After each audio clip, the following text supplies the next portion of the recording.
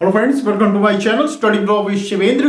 देखिए, UP urban planning and development act में हमें आज नया चैप्टर पढ़ना है। उस चैप्टर का नाम है विकास प्राधिकरण और इसका उद्देश्य। यह चैप्टर 2 में प्रावधान किया गया है और सेक्शन 3 से लेकर 7 तक प्रावधान किया गया है। मोस्ट इंपॉर्टेंट आपका ये चैप्टर है, ये ध्यान रखिएगा। प्री के लिए भी और मेंस के लिए भी ये मोस्ट इंपॉर्टेंट है। प्री में आपको पूरे सेक्शन इसको पता होने चाहिए, इसमें कहीं से भी आपसे पूछा जा सकता है। तो सेक्शन 3 से 7 तक आप सभी सेक्शन पढ़ेंगे, कोई भी सेक्शन आप मिस नहीं करेंगे। ठीक है, तो चलिए आइए स्टार्ट करते हैं वीडियो को। सबसे पहले आप ये देखिए, दो चीजें हैं, विकास प्राधिकरण है और क्या है, उद्देश्य है इसका। विकास प्राधिकरण का जिक्र कहां है, कहां डेफिनेशन दी गई है, कहां डिफाइन किया गया है विकास प्राधिकरण को, तो यह पता होना चाहिए आपको। मोस्ट इंपॉर्टेंट आपका ये डेफिनेशन है, ये ध्यान रखिएगा। ये विकास प्राधिकरण जो हमारा है, ये है सेक्शन 2 के जी में विकास प्राधिकरण को बताया गया है। ठीक है, साथ ही साथ अब देखिए यहां पे उद्देश्य बताया जा रहा है कि भाई विकास प्राधिकरण का उद्देश्य क्या है। तो ये उद्देश्य कहां मिलेगा, ये उद्देश्य मिलेगा आपको सेक्शन 7। अब जब आप पढ़ेंगे तो वहां विकास प्राधिकरण का उद्देश्य बताया गया है। क्लियर? अब बात को समझिए, होता क्या है कि कोई क्षेत्र है, उसको विकास करना है, उसको विकसित करना है, तो ये घोषित कौन करता है, राज्य सरकार घोषित करती है। जैसे आप ये समझिए, ये कोई मान लीजिए एरिया है, ठीक है, किसी स्टेट का ये एरिया है और ये कहा गया है कि भाई ये एरिया जो है इसको क्या करना है, उसका विकास करना है। ठीक है, ये किसने डिसाइड किया, ये राज्य सरकार ने डिसाइड किया। ये देखिएगा, स्टेट गवर्नमेंट ने इसको डिसाइड किया कि भाई ये एरिया है, इसका हमें विकास करना है। ठीक है, तो पहले आप तो ये चुनेंगे ना कि कौन सा क्षेत्र आपको विकास करना है, तो हम उसे क्या कहते हैं, विकास क्षेत्र कहते हैं, जिसे हम अभी आगे देखेंगे। और उस विकास क्षेत्र को कौन विकसित करता है, तो यही विकास प्राधिकरण के द्वारा ही इस विकास क्षेत्र को विकसित किया जाता है। ये ध्यान रखिएगा। ये हुई बात विकास प्राधिकरण की, जिसे हम कहते हैं डेवलपमेंट अथॉरिटी के नाम से इसको हम जानते हैं। ठीक है, इसी के संबंध में ये पूरी कहानी यहां पे बताई गई है। इसका क्या उद्देश्य है, विकास प्राधिकरण का गठन कैसे होगा, इसमें सदस्य कौन होंगे, क्या इसके विरुद्धवाद ला सकते हैं हम लोग, क्या वो हमारे विरुद्धवाद ला सकता है, ये सभी चीजें हम लोग इस वीडियो में पढ़ेंगे। ठीक है, तो चलिए ये वीडियो को स्टार्ट करते हैं। चलो 3 में क्या कहा गया, विकास क्षेत्रों की घोषणा। अब विकास क्षेत्र की घोषणा ये कौन करेगा, ये राज्य सरकार के द्वारा किया जाएगा। क्लियर है बात? अब देखिए बात को समझिए, जैसे ये आपका एक एरिया है किसी स्टेट का। अब ये क्या है, सबसे पहले कोई एक पार्टिकुलर आप स्थान देखते हैं कि ये स्थान है भाई, इसको हम क्या करेंगे, विकास करेंगे इसका। तो ये मान लीजिए स्थान हो गया आपका। अब इसको क्या करना है, हमें इसको विकास करना है। तो ये स्थान क्या हो गया, विकास क्षेत्र हो गया। ठीक है, ये विकास, ये क्षेत्र जो ये एरिया है, इसी को क्या करना है, विकास करना है, तो विकास क्षेत्र हो गया। अब इसको विकास क्षेत्र कौन घोषित कर रहा है, ये राज्य सरकार का काम है, ये ध्यान रखिएगा। इसीलिए कहा गया विकास क्षेत्र की घोषणा राज्य सरकार के द्वारा की जाएगी कि भाई जो एरिया है वो एरिया कौन डिसाइड करेगा, वो राज्य सरकार डिसाइड करेगी कि इस क्षेत्र का हमें विकास करना है। ध्यान रखिएगा, सेक्शन 3 यही बात कर रहा है। क्लियर? सेक्शन 4 क्या कहता है, मोस्ट इंपॉर्टेंट, ध्यान से समझिए। अब चूंकि ये क्षेत्र जो है विकास क्षेत्र घोषित किया जा चुका है राज्य सरकार के द्वारा, अब इसको विकास कौन करेगा, तो इसका विकास विकास प्राधिकरण के द्वारा किया जाएगा, डेवलपमेंट अथॉरिटी के द्वारा इसका विकास किया जाएगा। ठीक है, तो इसी के संबंध में ये सेक्शन 4 आपको पूरी कहानी बताता है। विकास प्राधिकरण बड़े बड़े शहरों को कहा जाता है, जैसे आप मान लीजिए लखनऊ विकास प्राधिकरण होता है, वाराणसी विकास प्राधिकरण होता है, प्रयागराज विकास प्राधिकरण होता है। क्या है, ये आपके डेवलपमेंट अथॉरिटी के अंतर्गत आते हैं। ठीक है, चलिए आगे देखते हैं हम लोग। अब देखिए इसमें क्या है, विकास प्राधिकरण का गठन कौन करेगा, तो राज्य सरकार के द्वारा किया जाता है।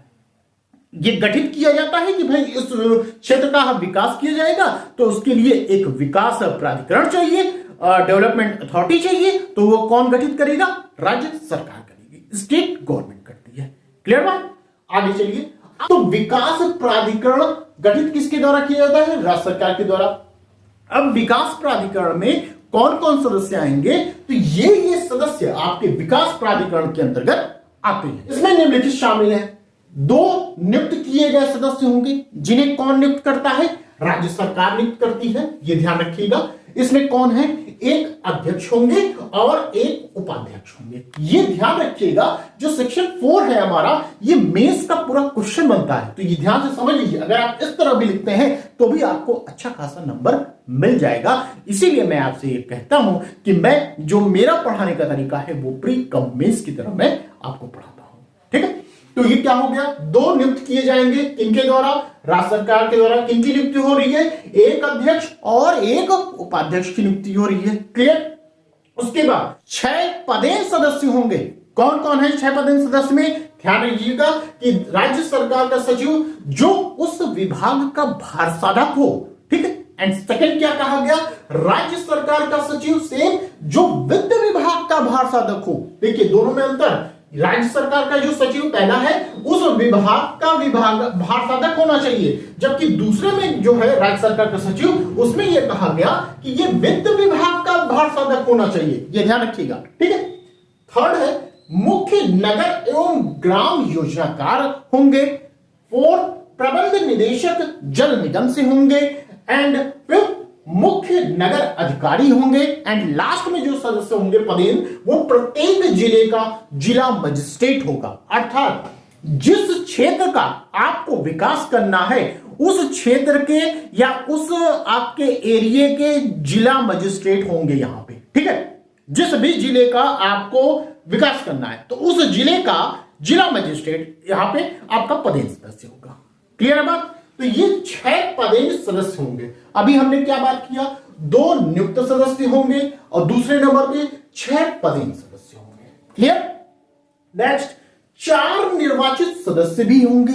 ठीक है, एंड लास्ट में 3 नाम निर्देशित सदस्य होंगे। ये कौन करेगा नाम निर्देशित? ये राज्य सरकार के द्वारा नाम निर्देशित किया जाता है, ये ध्यान रखिएगा।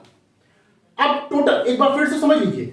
2 नियुक्त किए होंगे, 6 पदेन सदस्य होंगे, 4 निर्वाचित सदस्य हैं, 3 नाम निर्देशित हैं। ये टोटल ये जो हिरार्की है ना, ये आप याद कीजिए। ये मेंस में भी आपको लिखना होगा, प्री में भी आपसे यहां से क्वेश्चन पूछा जा सकता है, तो ये ध्यान रखिएगा। नेक्स्ट बात करते हैं इसमें विकास प्राधिकरण की विधिक स्थिति। अब देखिए विकास प्राधिकरण की आखिर विधिक स्थिति क्या होगी, अब इसको जानते हैं। विकास प्राधिकरण निगमित निकाय है, ये जानते रहिए, प्री में आपसे क्वेश्चन पूछा जा सकता है, तो आपको पता होना चाहिए कि विकास प्राधिकरण क्या है। एक निगमित निकाय होती है, उसका शाश्वत उत्तराधिकार होता है एवं सामान्य एक मुद्रा होती है। ठीक है, नेक्स्ट विकास प्राधिकरण क्या कर सकता है? चल व अचल संपत्ति को क्या कर सकता है? अर्जित कर सकता है, धारित कर सकता है एवं व्यय करने की उसके पास शक्ति है। अर्जित मतलब ले लिया किसी से, ठीक है, पैसे को, या धारित मतलब कि धारण किए हुए है, चल या अचल संपत्ति को धारित किए हुए है, और या तो क्या कहा जा रहा है? व्यय करने की शक्ति है, उसको खर्च करने की शक्ति है, उस चल या अचल संपत्ति को खर्च करने की शक्ति है किसके पास? विकास प्राधिकरण के पास। क्लियर बात? नेक्स्ट संविदा करने की शक्ति है, वो कॉन्ट्रैक्ट कर सकता है किसी से। क्लियर? एंड लास्ट में मोस्ट इंपॉर्टेंट आपका है, ध्यान रखिएगा, अपने नाम से वाद ला सकेगा तथा उसके विरुद्ध वाद लाया जा सकेगा। अर्थात विकास प्राधिकरण को क्या कहा गया? एक निगमित निकाय है। ठीक है, तो इसलिए यहां पे यह कहा जा रहा है कि विकास प्राधिकरण के विरुद्ध आप क्या कर सकते हैं? वाद ला सकते हैं उसके खिलाफ, या विकास प्राधिकरण चाहे तो वो खुद आपके खिलाफ वाद ला सकता है। मान लीजिए आप लाते हैं एक एग्जांपल के थ्रू, ये हो गए ए, मान लीजिए आप हैं ए वर्सेस क्या कर देंगे आप, मान लीजिए लखनऊ विकास प्राधिकरण। ठीक है, ये मामला हो जाएगा कि ए वर्सेस लखनऊ विकास प्राधिकरण, या ए वर्सेस वाराणसी विकास प्राधिकरण, ए वर्सेस प्रयागराज विकास प्राधिकरण, ऐसे करके मामला बनेगा जब हम बात लाएंगे। क्लियर बात? तो यही बात यहां पर कही गई है। नेक्स्ट हम लोग देखते हैं सेक्शन 5 कहा गया प्राधिकरण के कर्मचारी, इसमें बहुत कुछ नहीं पढ़ना है, सिर्फ वन लाइनर आपको पढ़ना है। सेक्शन 5 में क्या कहा गया, प्राधिकरण के कर्मचारी की बात की गई। क्लियर बात।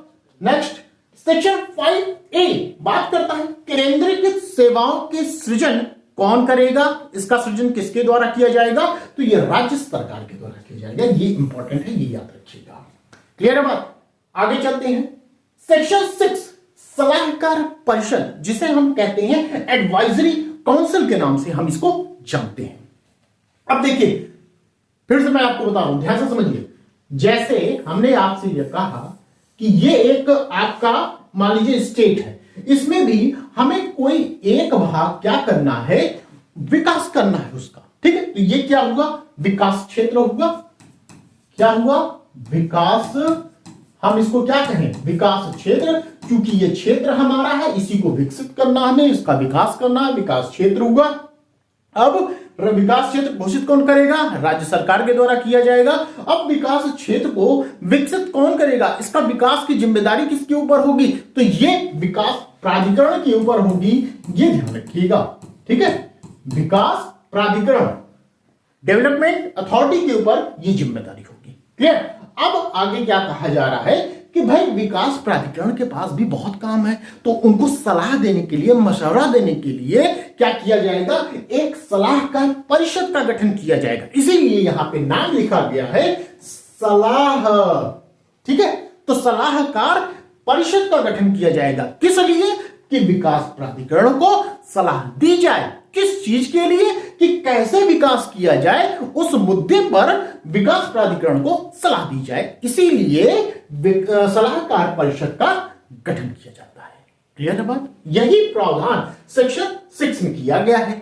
अब देखिए सलाहकार परिषद का गठन किसके द्वारा किया जा रहा है, राज्य सरकार के द्वारा किया जा रहा है। अभी आपने पीछे ये देखा कि यहां पे देखिए विकास प्राधिकरण का गठन किसके द्वारा किया जा रहा है, राज्य सरकार के द्वारा किया जा रहा है। वहीं पर यहां पर देखेंगे आप सलाहकार परिषद का गठन किसके द्वारा किया जा रहा है, राज्य सरकार के द्वारा किया जा रहा है। क्लियर बात।